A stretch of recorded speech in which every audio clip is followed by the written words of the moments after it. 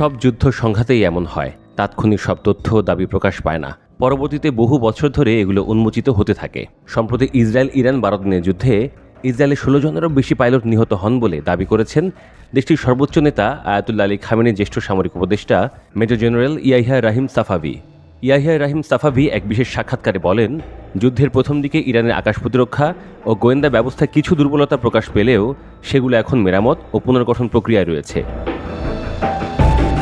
তিনি ব্যাখ্যা করেন, যুদ্ধের প্রথম 2 থেকে 3 দিনে কিছু ঘাটতি দেখা গেলেও চতুর্থ দিন থেকে পরিস্থিতির মোড় ঘুরে যায় এবং শেষ পর্যায়ে এসে ইরান পূর্ণ আধিপত্য কায়েম করে।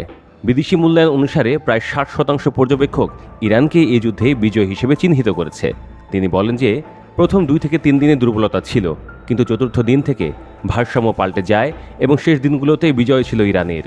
তিনি জোর দিয়ে বলেন, ইসরায়েল তাদের ঘোষিত কোনো লক্ষ্যই অর্জন করতে পারেনি, না ইরানের ভেতর অস্থিরতা সৃষ্টি করতে, না গুরুত্বপূর্ণ অবকাঠামো ও সামরিক ও পারমাণবিক সক্ষমতা ধ্বংস করতে, বরং ইরান তার উদ্দেশ্য পূরণে সফল হয়েছে।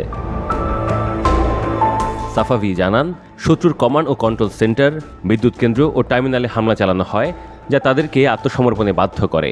অভিযানে শত্রুপক্ষ 600 থেকে 640টির বেশি আকাশ প্রতিরক্ষা ক্ষেপণাস্ত্র ব্যবহার করে, ফলে তারা ব্যাপকভাবে ক্ষতিগ্রস্ত হয় বলেও জানান সাফাভি। খামেনির জ্যেষ্ঠ সামরিক উপদেষ্টা আরও বলেন, ইরান বর্তমানে মহাকাশ ও বিমান প্রতিরক্ষার সরঞ্জাম পুনর্গঠন করছে এবং শক্তি বাড়াচ্ছে।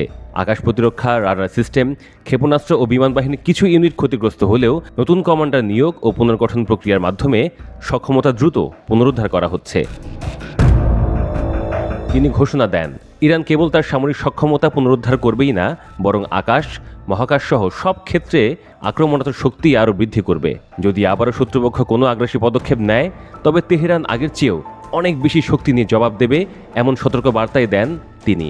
গত 13 জন ইসরায়েলের আকস্মিক হামলার মধ্য দিয়ে এ সংঘাত শুরু হয়, যা 12 দিনের যুদ্ধে রূপ নেয়। এতে অন্তত 1064 জন নিহত হন, যাদের মধ্যে সামরিক কমান্ডার, পারমাণবিক বিজ্ঞানী এবং সাধারণ মানুষও ছিলেন। পরবর্তীতে যুক্তরাষ্ট্র সরাসরি যুদ্ধে অংশ নেয় এবং ইরানের 3টি পারমাণবিক স্থাপনায় হামলা চালায়। এ জবাবে ইরানি বাহিনী তেল আবিবের কৌশলগত স্থাপনায় পাল্টা আঘাত হানে এবং কাতারের মার্কিন সামরিক ঘাঁটি আল উদেইদে হামলা চালায়। অবশেষে মার্কিন প্রেসিডেন্ট ডোনাল্ড ট্রাম্পের মধ্যস্থতায় গত 24শে জুন ইরান ইসরায়েলের মধ্যে যুদ্ধবিরতি কার্যকর হয়।